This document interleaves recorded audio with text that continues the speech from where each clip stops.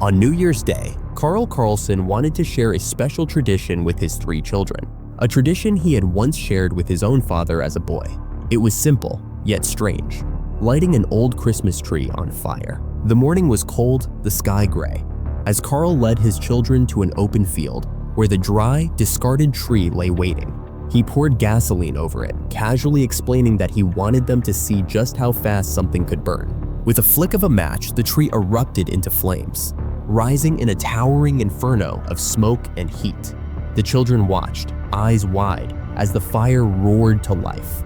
But it wasn't long before fear overtook them, and they ran, escaping the thick, stinging smoke. Karl, ever the teacher, seized the moment. He gathered his children, looked each one of them squarely in the eye, and used the fire to give them a lesson on the dangers of flames, how quickly a fire could spread, how it could devour everything in its path. He snapped his fingers to punctuate the lesson, a gesture meant to drive home the speed of destruction. The lesson seemed innocent enough until hours later, when that very lesson would tragically come to life. Later that day, the Karlsen family's house in Murphy's, California, went up in flames. Karl, in a desperate and heroic attempt, managed to rescue his 3 children, but his wife, Christina, was not so fortunate. Trapped inside, she perished in the fire, leaving Karl to mourn a loss too deep to put into words. The fire had taken everything: their home, their belongings, their Christmas gifts.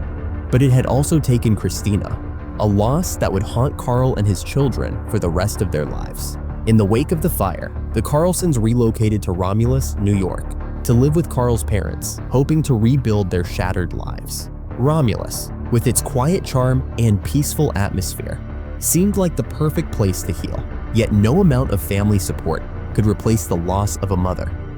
Karl's children, Katie, Aaron, and especially Levi, struggled to adjust. The harsh New York winter was a far cry from the warmth of California, and though they found some comfort in their grandparents' care, nothing could fill the void left by Christina's death. Levi, a mama's boy, was hit hardest by the tragedy. He couldn't escape the nightmares, the memories of that horrifying day. He became withdrawn, retreating into himself. Karl, desperately wanting to help, took Levi to therapy, but the therapy did little to ease the pain, and Levi's grief manifested as silence and sadness. It would become a constant in Levi's life, a shadow that never fully left him. This was only the beginning of a long and tragic saga for the Karlsen family, a story that would be filled with strange, seemingly inexplicable events, accidents, tragedies, and a life that would seem to follow Karl and his children no matter where they went. In her book, Levi's Eyes, investigative journalist Aphrodite Jones dives deep into the unraveling of Karl Karlsen's life, a case that spans decades and is filled with twists no one could have foreseen. Having spent years researching, interviewing Karl multiple times a week, and sifting through thousands of pages of documents, Aphrodite brings to light the chilling and often unsettling truth behind the Karlsen family's darkest days. The true impact of that fateful day in 1991 went beyond just Karl's personal story. It had left his children, particularly Levi, with emotional scars that would take years to reveal. The children were too young to grasp the finality of their mother's death, to truly understand that she would never return. While the snow and change of scenery in New York gave them a temporary distraction, the trauma was still fresh, buried beneath their young minds. Levi, especially, found it hard to cope. He had always been close to his mother, and losing her in such a traumatic way sent him into a spiral. His nights were filled with nightmares, and during the day he became quiet, withdrawn, and sullen. Levi became a young man who bottled up his emotions, never allowing anyone in, not even his father. While Karl's family and the change in location provided some semblance of stability, it became evident that the Karlsens were missing a crucial piece to their puzzle, a mother figure. The children needed someone to guide them, someone to fill the void left by Christina's death, and Karl needed a partner, someone to help shoulder the burden of raising 3 children. Karl met Cindy Best, a woman who seemed to offer exactly what he needed. Cindy had been line dancing at a local bar, and when Karl spotted her, he was quick to strike up a conversation, sharing the tragedy of his life with her. Cindy, having gone through her own heartache, her divorce, and the discovery that she was unable to have children, saw in Karl a perfect opportunity. Here was a man with 3 children who needed a mother, and Cindy, in turn, wanted children to care for. It seemed like a match made in heaven. Their relationship grew quickly, and within a year, Karl and Cindy married. Cindy became a full-time stepmother to Karl's children, and they moved into a farmhouse that Karl had bought from his brother. Cindy gave birth to a baby boy, Alex, defying the odds of being told she would never bear children. It appeared that the pieces of their broken lives were finally falling into place. But as time passed, the dynamics of the family began to shift. Karl, it seemed, had fallen into a pattern of taking from Cindy, while she was left to handle the bulk of the parenting responsibilities. The teenage children rebelled, each in their own way, but Levi's struggles were the most pronounced. He turned to stealing and drugs, and Karl responded with harsh physical discipline, a response that only pushed Levi further away. In a desperate attempt to get help, Levi reached out to CPS, accusing Karl of abuse. However, when CPS arrived, they found inconsistencies in Levi's story and ultimately dismissed the claim. Disheartened, Levi decided to leave for good, moving in with his aunt and uncle. He had had enough of his father, and tensions between them had reached a breaking point. Thanksgiving of that year marked the culmination of years of unresolved anger. Levi, having returned to the family farm, confronted Karl with an accusation that shook everyone to their core. He claimed that Karl had intentionally let his mother die in the fire, that Karl hadn't even tried to save her. Levi's words were like daggers, cutting through Karl's already fragile emotions. A heated argument escalated into a physical altercation, with Karl furious and Levi desperate to escape. Cindy intervened, pulling the two apart, but Karl wasn't done. He chased after Levi, attempting to run him off the road in a fit of rage. Levi managed to reach his aunt and uncle's house, but Karl's violent outburst had irreparably damaged their already fractured relationship.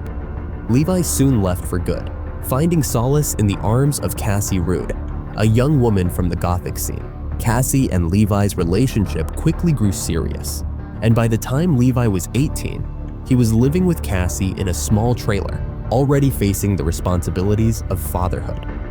As Cassie became pregnant, their lives seemed to take a more traditional path, much to the surprise of both Karl and Cindy, who had initially doubted the longevity of the teenage relationship. But against the odds, Levi and Cassie got married, had 2 daughters, and even managed to buy a house through the HUD program, marking their transition into adulthood. As Levi stepped into fatherhood, Karl felt a renewed sense of responsibility. The once distant father and son were now reconnecting, spending more time together as Karl supported Levi in his new role as a parent. Karl even helped him secure a job at Guardian Glass, a stable job with benefits that would provide for Levi's family. For the first time in years, Karl and Levi's relationship began to heal, and Levi's former goth persona faded away, replaced by the image of a hardworking, responsible father. However, Levi's relationship with Cassie began to deteriorate, leading to divorce. Cassie took full custody of their children, limiting Levi's access to them. Karl, ever the supportive father, offered advice on how to prove his worth as a parent. He suggested that Levi take out a life insurance policy, reasoning that it would show the court that he was serious about providing for his daughters, even after he was gone. It was sound advice, and for Levi, it seemed like a step toward gaining the respect and trust he needed to rebuild his life. On November 3, 2008, at the age of 23, Levi signed a policy worth $3 lakh, complete with a $4 lakh rider that would pay additional benefits if his death was accidental. Days later, that tragic accident would occur. Levi, still struggling with money despite a decent job, agreed to help his father, Karl, by fixing an old farm truck in exchange for $50. When Karl and Cindy left for a funeral that afternoon, Levi was still working on the truck. By the time they returned just after 4 p.m., the unthinkable had happened. When Karl arrived at the farm, he saw the truck still parked in the driveway, but nothing could prepare him for the sight that awaited him in the garage. The old truck had fallen off its jack, pinning Levi underneath. Karl rushed to try to lift the truck, while Cindy called 911, but they both knew it was too late. Levi's chest had been crushed, and he was cold to the touch. At the hospital, Levi was pronounced dead on arrival, and doctors immediately worked to honor his wishes as an organ donor. But as Cindy and Karl began to process the loss, they were confronted with a disturbing revelation. Levi's life insurance policy paid out lax dollar to Karl, a benefit that Karl claimed was a surprise. Even more shockingly, a week later, a second check arrived, this one for $4 lax, since Levi's death was deemed accidental. Karl explained that Levi had avoided naming his daughters as beneficiaries to prevent his ex-wife Cassie from gaining control of the money.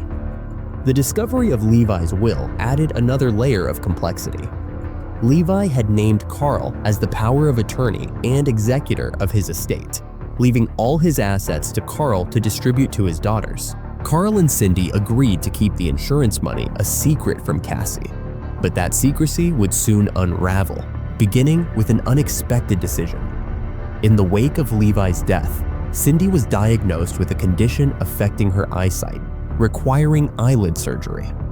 At the surgeon's suggestion, Cindy borrowed $8,000 to cover the cost of a facelift, which Karl co-signed. This was the opening Karl needed to start taking large sums of money for his own ventures. He withdrew funds from their accounts to start a duck farming business, but the farm quickly began to fail. Karl's need for more money escalated, and he pressured Cindy to sign off on further withdrawals, creating a snowball effect. Soon, Cindy started fearing that there would be nothing left for Levi's daughters, and the thought began to gnaw at her. Had Karl planned it all along? The suspicion was not unfounded. In 2002, Karl had collected a $115 payout after a fire destroyed their horse barn, coincidentally shortly after he had increased the insurance on the barn. Cindy had also discovered that Karl had been with Levi when he purchased his life insurance policy, and the timing of it all seemed far too convenient. Was Levi's death really an accident, or had Karl orchestrated it? As Cindy began to wrestle with these unsettling thoughts, she became more convinced that Karl might be capable of murder. Her suspicions deepened as she recalled the accusations Levi had made years earlier, alleging that Karl had intentionally killed Christina, his mother, in the house fire that had claimed her life. Karl's past with Christina painted a picture of a man who was controlling and emotionally abusive. Despite appearing to be the perfect family man, Karl had a dark side, one that Christina had tried to hide from her family. Their life in New York had been filled with financial struggles, and after filing for bankruptcy, Karl's desire for a better life led them to move to California. But even there, things didn't improve, and Karl grew increasingly unhappy. Eventually, Christina's father offered Karl a job, and the family relocated to Murphy's, California, hoping for a fresh start. But once again, Karl's dissatisfaction grew. It wasn't long before tragedy struck. On New Year's Day, Karl took the children outside to witness the spectacle of burning the old Christmas tree. Meanwhile, Christina was enjoying a quiet bubble bath, listening to music with her headphones on. According to Karl, when he heard Christina calling for him to get the kids out of the house, he initially didn't react. But when he heard her again, he rushed out of the garage to find smoke coming from the roof. Panicking, he managed to get their 3 children and the family dog to safety, but Christina was trapped in the bathroom. He made a futile attempt to save her, but the bathroom window, which had been sealed with nails just days earlier, wouldn't budge. Despite Karl's claims that he tried to rescue her, Christina was ultimately lost in the flames. As Karl and the children watched helplessly from the truck, the fire consumed the house and took Christina's life. When Christina's sister Colette arrived at the hospital, desperate to see her sister, Karl's response was chilling. He callously referred to Christina as a crispy critter, a remark that would haunt Colette for years. In the aftermath of the fire, Karl attended Christina's memorial but chose to keep the children away, explaining that he didn't want to re-traumatize them. He whisked them away to New York immediately after the service, effectively cutting off any connection they had left to their mother. As the insurance company began investigating the fire, Karl speculated that it had started due to a drop light he had left on the floor while working in the attic. But more troubling details emerged. Several days before the fire, Karl and Christina had dealt with a large kerosene spill in their hallway, which Karl claimed was the result of a mix-up with a jug that was mistakenly thought to be water. The cleanup involved using clothes to absorb the kerosene, including new sweaters that had been gifts from Christina to Karl. Investigators later found a large pile of clothing in the hallway, but the most damning discovery came when fire experts determined that the fire had started outside the bathroom in a U-shaped kerosene pattern. The investigation concluded that this second pour occurred just minutes before the blaze, and it was clear the fire was deliberately set. Despite these findings, Karl was never charged. He received a full payout from Christina's life insurance policy, totaling $2 lakhs. The insurance had been purchased just 13 days before the victim, and Karl had gone to great lengths to ensure he was the beneficiary. He had even secured life insurance policies for Christina, himself, and their 3 children. It appeared that Karl's history with insurance fraud was becoming a pattern. In 1986, he had set his car on fire to collect the insurance, and in 2002, he increased coverage on a barn and horses just before it burned down, earning him another payout. Karl's manipulation of insurance policies didn't stop there. In 2008, he had convinced his son Levi to take out a life insurance policy with a large accident rider, ensuring that Karl would receive a substantial payout if anything were to happen. 17 days later, Levi died in what appeared to be a tragic accident on the farm. In total, Karl would collect over $1 million from various insurance payouts, including policies on his children and even his grandchildren. But Karl's pattern of manipulation and greed didn't end with his son's death. As his financial situation grew dire, Cindy, now realizing Karl's true nature, began to fear for her own life. She discovered that Karl had taken out insurance policies on her granddaughters and was set to collect even more money if anything were to happen to them. It seemed only a matter of time before Karl would strike again. Terrified, Cindy turned to a private investigator, seeking evidence that could expose Karl's web of lies and murder. The investigator uncovered disturbing information, including policies taken out on Cindy, with Karl standing to collect $1.2 million if she died. With the weight of this revelation hanging over her, Cindy realized that she needed to take action before it was too late. Cindy eventually left Karl, telling him it was just a temporary separation, but the fear that had been building inside her only intensified. She secretly purchased a house and confided in her cousin, Jackie, telling her she believed Karl had killed Levi for the insurance money. Jackie, initially skeptical, began to investigate on her own. She called Levi's insurance company and uncovered the fact that Karl had been with Levi when he purchased the life insurance policy and had even made the first payment.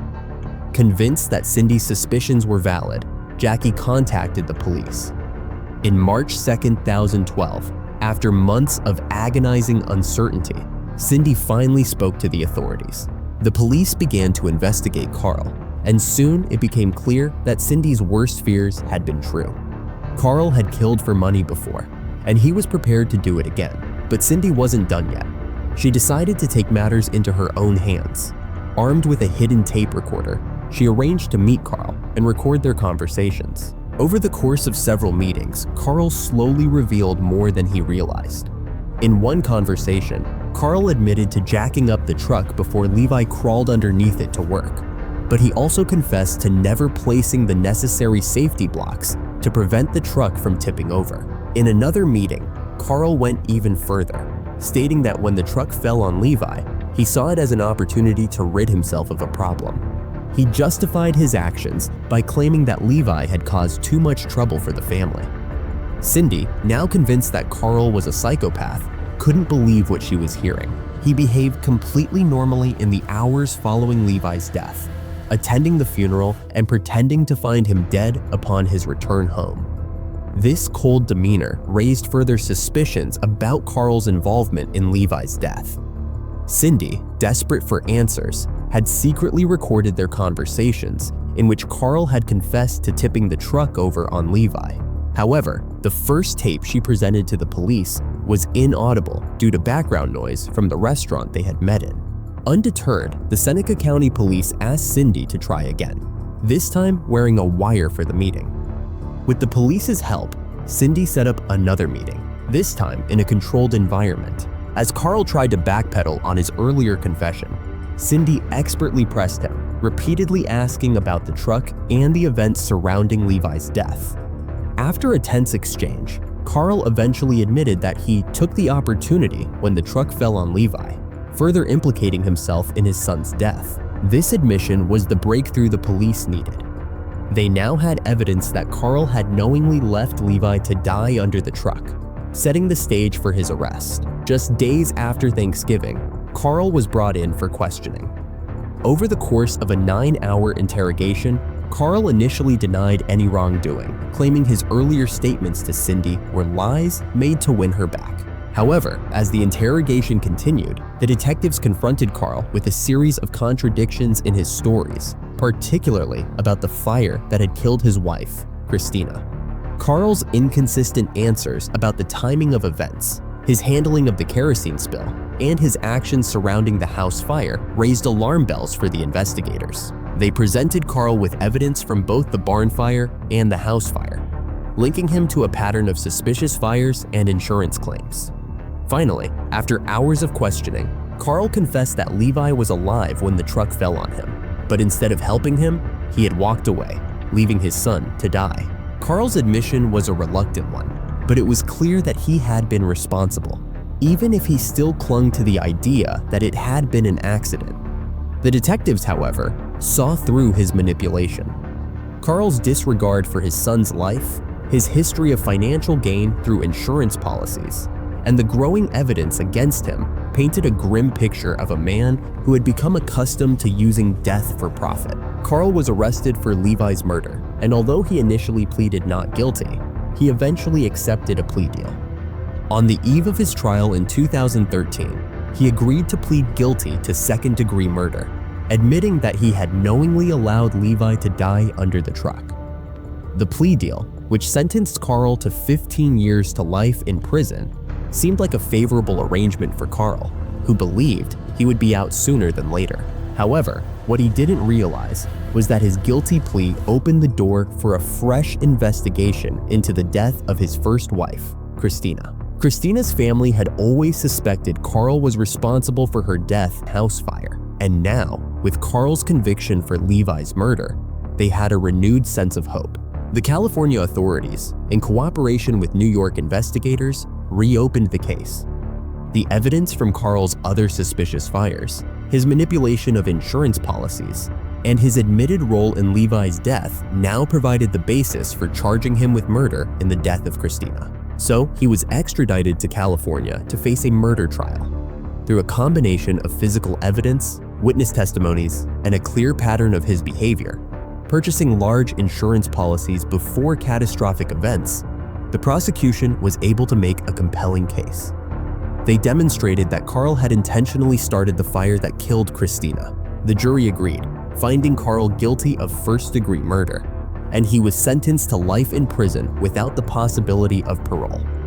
What followed Karl's conviction was a disturbing display of cowardice.